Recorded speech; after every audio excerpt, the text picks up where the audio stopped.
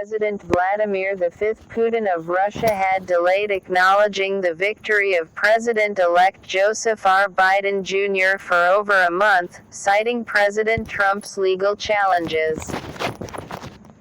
Moscow.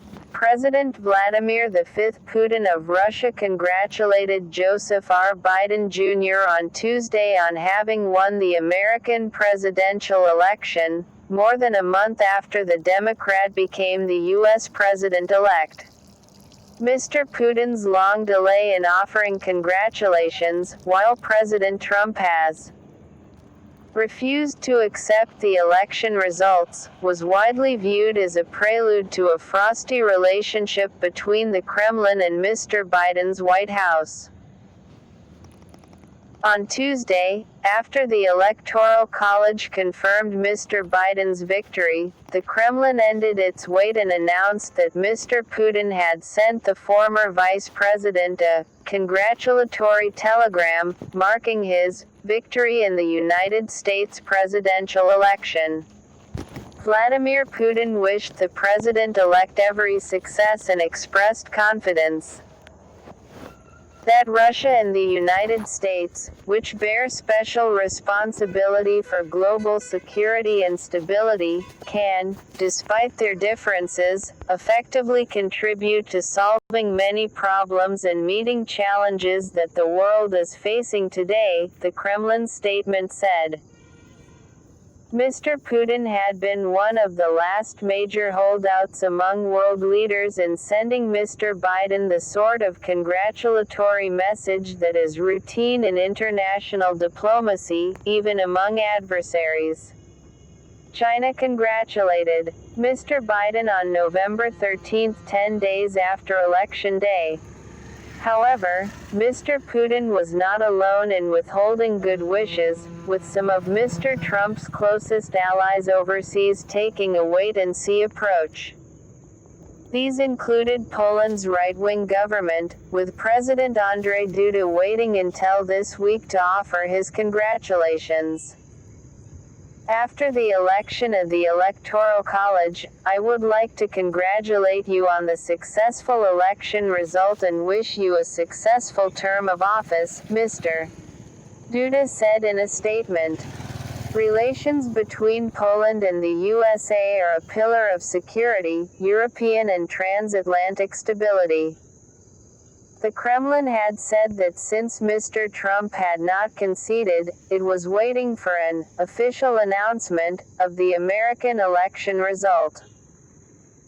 The delay in recognizing Mr. Biden as president-elect also allowed Russian state media to underline, for its domestic audience, what it cast as the chaotic and illegitimate nature of American democracy. But the Kremlin also recognizes that it will need to work with Mr. Biden, not least on nuclear arms control, with a major treaty limiting American and Russian nuclear warhead numbers expiring on February 5. Both Mr. Biden and Mr. Putin have signaled that they would like to extend the treaty, but they will not be able to make it official until after Mr. Biden is inaugurated on January 20. Russian-American cooperation based in the principles of equality and mutual respect would respond to the interests of the peoples of both countries and the entire international community, Mr. Putin told Mr. Biden, according to the Kremlin. Mr. Putin added, "For my part, I am ready for interaction and contacts with you." Mr. Biden, however, has promised to take a tougher line on Russia than did Mr. Trump. Underscoring the tensions, American officials acknowledged on Monday that the State Department and parts of the Pentagon were among the government entities compromised by a sophisticated Russian hacking attack.